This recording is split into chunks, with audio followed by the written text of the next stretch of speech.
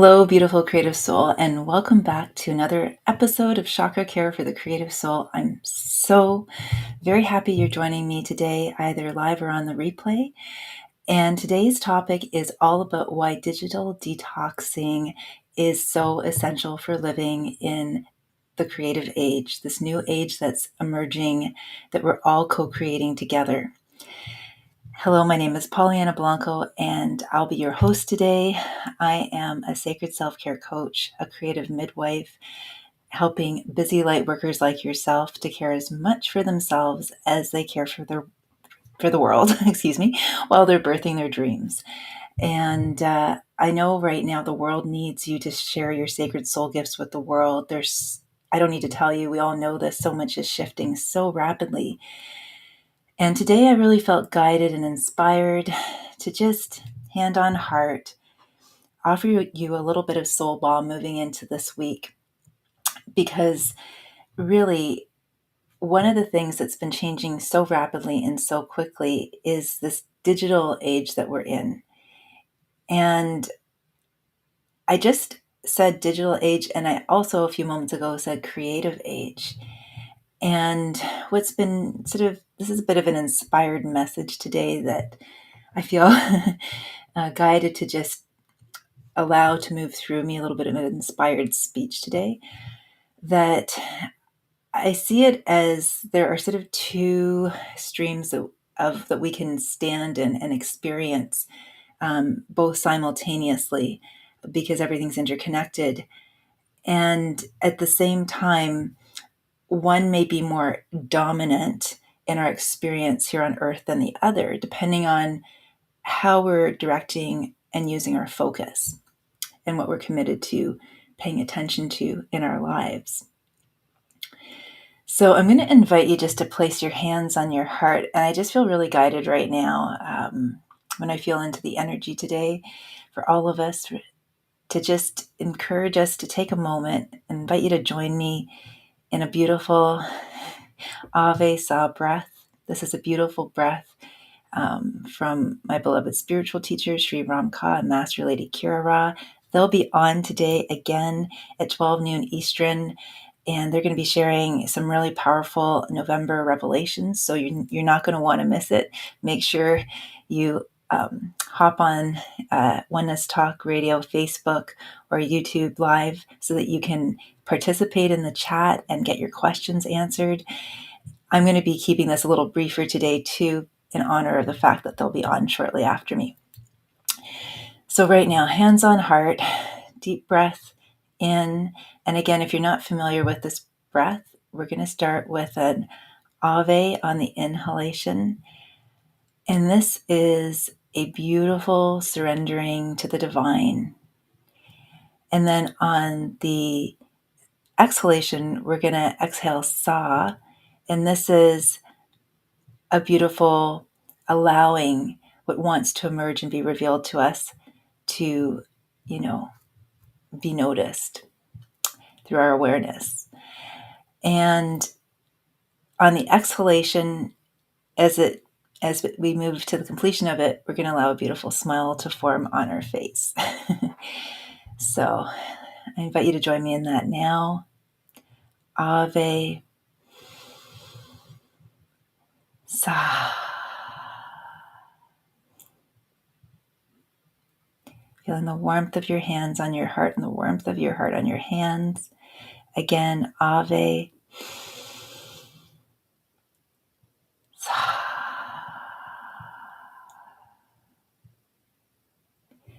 Ave Sa.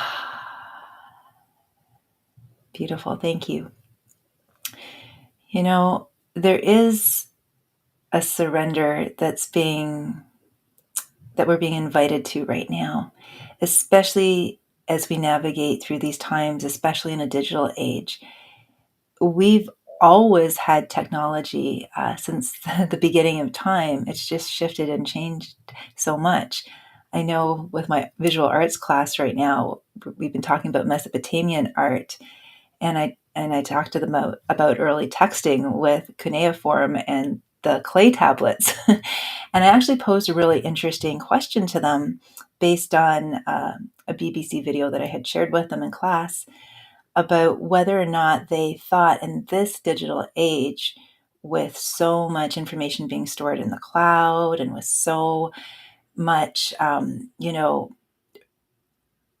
of a culture that's based on faster is better and more is better and the newest and the latest is better, would we ever go back from using digital tablets to using clay tablets, from using a digital stylus to using the original stylus that was created for the clay tablets? And hands down, they all thought that was ridiculous. They were like, no, that's not going to happen. And the curious thing is there's been a project going on in Northern Europe where they have taken 1,000 works of literature and transcribed them onto clay tablets. And why is that? It's because clay is durable. It's fireproof because, clay is fired in a kiln. And so it's the ultimate hard drive, if you will. And I share this with a smile on my face because I found this anecdote, this soundbite of information to be uplifting in the sense that we really, when we're in the digital age and we're plugged into that experience of, having such a strong dependence on these tools, it's not the tools in and of themselves that are inherently good or bad. It's how we use them. It's the motivation that we bring to them. It's the energy that we share and disseminate through them. This is something that we often can lose sight of so easily. Here I am on YouTube and Facebook Live sharing with you today and connecting with you today. And so it all comes back to finding and striking that balance, where that balance, when I feel into it, it really is a sacred invitation to look at our motivation. Why are we choosing the digital mediums that we are? And when I say choosing, some of you might say, well, I'm not choosing it. I need to use X, Y, and Z to do my job these days. I'm working from home. There are all these practical implications of using technology. And even the idea of a digital detox, of stepping away from technology, might seem really difficult and challenging. I know as a teacher during the pandemic, it was a deep dive into using technology nonstop, and the accelerated pace at which I had to really learn it, brought up a lot of stuff in my emotional body and my mental body, and even in my spiritual body. It really shook my world up. And I feel a lot of us are still continuing to feel the ripple effects of that. And not to mention the rapid infusion of AI at an accelerated pace into our modern world as well, too. I was watching something the other day that was an ad for how to create a meditation. And this actually I found morbidly fascinating, and I just feel guided to share this in this now moment with you too, about how to record a meditation really quickly. And it was so transparent to me that the energy even in the video was so frenetic is a word I want to say. It was so agitated and so, like the feeling I would have if I'd stuck my finger in an electric socket. And I say this lovingly and with compassion and acceptance. I find it amusing because what is emerging right now is a really powerful choice for all of us in how we navigate this. And for each and every one of us, it's going to bring up different experiences, different emotions, different thoughts, it's going to reveal to us limiting beliefs, thought patterns, strongholds, energetic strongholds that perhaps are no longer working for us. it's going to amplify and intensify them. I know it's done that for me. I have hit my head against a proverbial brick wall a number of times with technology.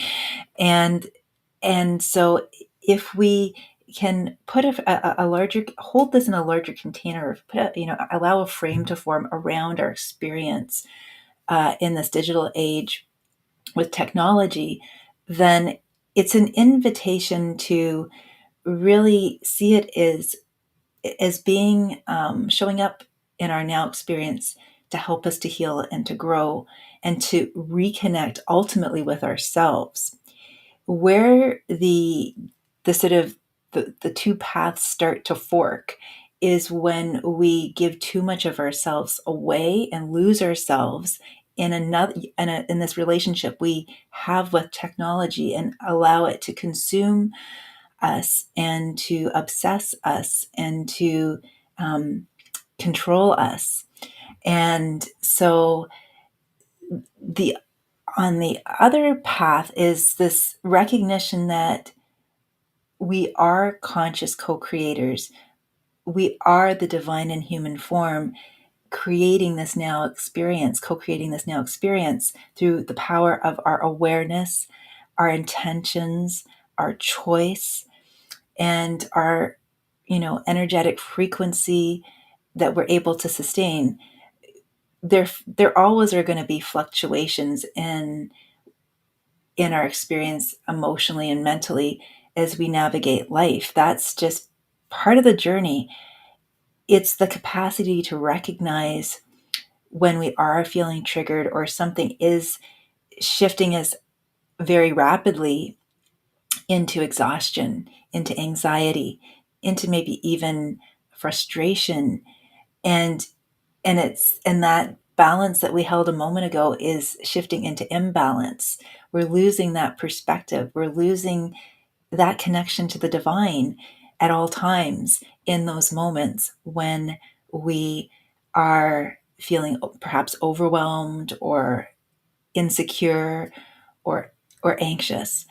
And hand on heart, I mean, this is sort of a heavy topic in a way, and yet it's a very hopeful one, because again, the power lies in that moment where, as conscious co-creators, and this is something, I mean, I was raised in an artistically creative family. My mother was, I'm just checking the time here.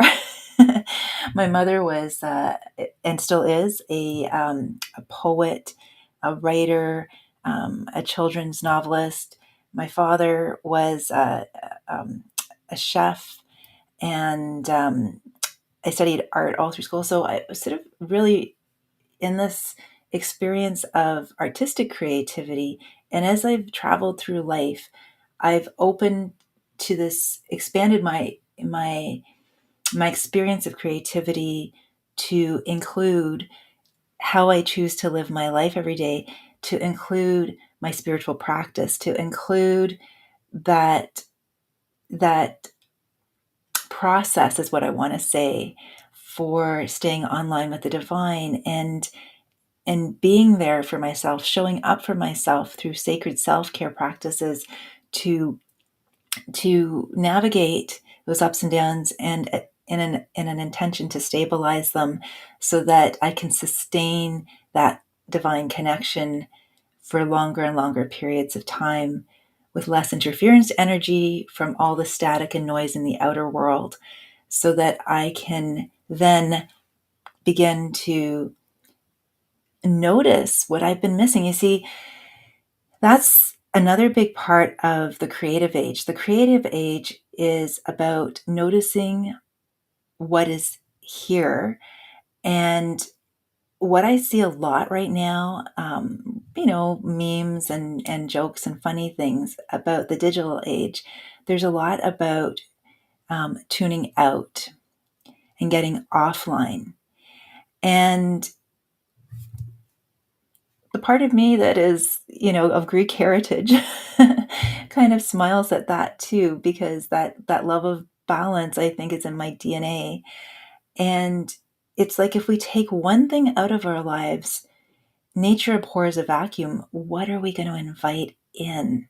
What are we going to this sounds a bit clunky, but I'm going to just say it, replace it with, you know, if we're going to go offline, then let's get back online with the divine.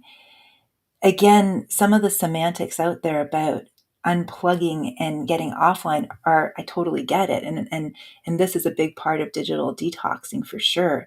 To take it, like I did this morning, it's beautiful and sunny outside. I went for the most glorious walk outside in the valley close to where I live. And I just felt like I was miles away from the city. I didn't have my cell phone with me. I didn't have headphones on like some people do. I just looked around and noticed the squirrels' nests and the little squirrel shimming upside down on the thinnest possible branch, marveling at how he was so agile, and just breathing in that beautiful, fresh, clear, crisp, 1 degree sunny morning, autumnal air, and just luxuriating in it and feeling it was like such a tonic for the soul. So there is this whole experience of like unplugging so you can tap into some experience similar to that and feel renewed and refreshed and replenished. And then there's the other tuning out that I feel is happening for some people because of the overwhelm. And there's not something to counterbalance it. There's not that either that awareness, that willingness, or enough of an experience with what it feels like to the divine, and to notice what it feels like to reconnect with oneself, to notice what's going on inside of oneself. And for me, movement has always been, bar none, one of the most powerful tools to do that, because again, it's so easy in this modern world for us to think our way through life and try to want to figure everything out and understand everything. And when we're moving with our body, it's just about discovery, discovery, discovery, as Martha Graham, the famous modern dance artist, once wrote. And it's about exploration and curiosity, which to me is at the heart of creativity. It's about noticing what's going on by reconnecting with ourselves. It's about then carrying that capacity to connect with ourselves, to notice that we are so much more than just this moving body in space, that there's a life force energy pulsating and breathing and animating us. And that's so much larger than us because it's not just in us, it's in all of us. And then that's when we start to begin to expand beyond this perception of a limited, separated self. And we feel it. We feel how good and nourishing it is and ever replenishing. And then we get enraptured with that feeling. And then we want to share that feeling with others. And then we start to notice things we've been missing when we were unplugged, offline, and maybe feeling just the weight of all of it and missing the juicy good stuff. So I remember years ago, I was standing in the kitchen one winter evening with my mom, and she was just doing dishes. And I was always a very curious child, and I was in high school then, I believe, maybe grade 10 or something like that. And I guess it must have been something we'd been talking about at school. And I said, Mom, I wonder what comes after the scientific revolution. And she was very quiet and just gave me time and presence to be with my own thoughts. And then I felt it come through so strongly. I said, the next revolution is going to be a creative one. I just felt it. I just knew it. And I feel like that's what we're in right now. Rather than trying to pin everything down, it's about opening everything up. It's about noticing the infinite creative possibilities, kind of like a choose your own adventure novel, and noticing with the help of our and the assistance of our intuition. Some people are calling this the intuition age as well too, is about noticing that everything is interconnected. And it's interesting and it's curious too, because the internet is so much a a platform to sort of mirror that interconnection that we all have. And at the same time, the interconnection that we have as conscious co-creators is ever present too. And so it goes back to the very first point I started to share around how are we using these tools? What is motivating us to use these tools? And what is coming up for us emotionally, mentally, spiritually, even physically? It could be eye strain, fatigue, sore muscles from sitting too long, to comparing ourselves to others on social media, or to or it could be something very positive too. It's just noticing what we're noticing, because this digital age we're in is a very powerful mirror that is inviting us to ultimately remember we have our own inner technology inside of us. And if we're not sure how to tune into and tap into that inner technology, there are so many ways out there, and it's time to start slowing down and creating some calm inside and some spaciousness away from all the constant stimulation of the digital age, so that you can actually begin to lean into and hear what that could be, to let each moment reveal to you what it has to show you, to relax the chatter of the mind, and feel into the high heart, not the human heart that's still wounded.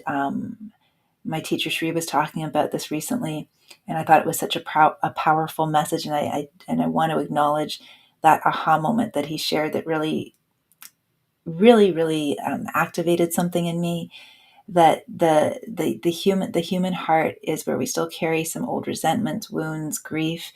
It's part of the human journey, and yet the higher heart is that beautiful sea of neutrality that anchors and stabilizes that ascent into our expanded presence, that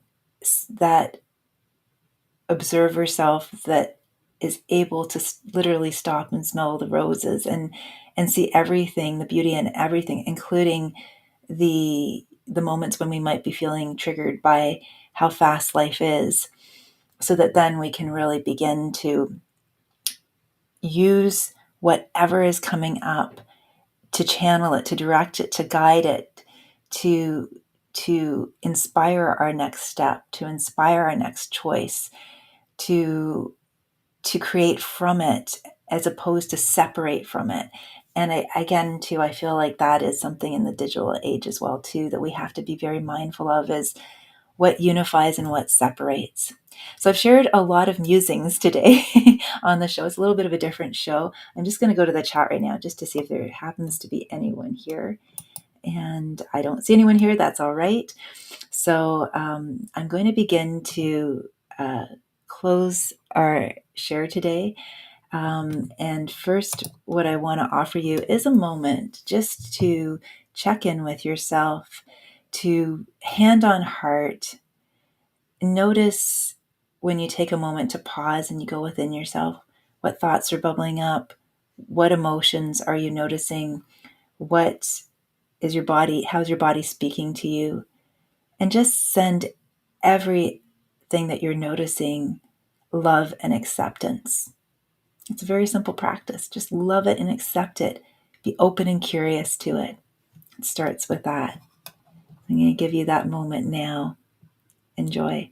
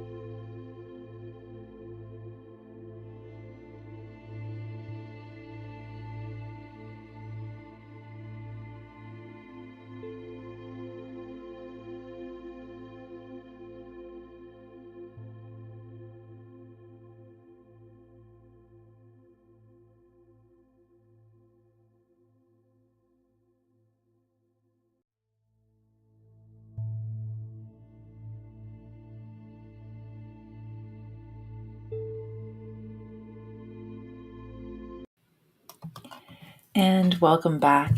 And I invite you just to send yourself some love right now for inviting yourself to pause and to just check in with yourself. And just to notice too how even a minute and a half, 2 minutes, how that presence, how that showing up for yourself is such a gift. Notice what that's like for you. And notice if that's something that you would like to offer yourself more of. You are the captain of your own ship. You are the person who gets to decide, who gets to choose in every single moment. And another choice you have coming up is from November 21st to the 30th. I felt really, really strongly guided to offer a very special short 10-day e-course. It's a chakra dance, reboot your base chakra e-course, because our root chakra in the traditional chakra system is all about our sense of belonging, our sense of safety, our sense of peace when it's balanced and stabilized. And with so much going on in the world, when our first, few chakras are, really stabilized, and we just get the dust bunnies out of those areas and start to really show them some love, some unconditional love, compassion, acceptance, and presence. That's when magic and miracles can really happen. And when we're grounded and we're here now, that's when we can notice the beauty that's around us. That's when we can notice all the infinite creative possibilities that are laid before us like a buffet.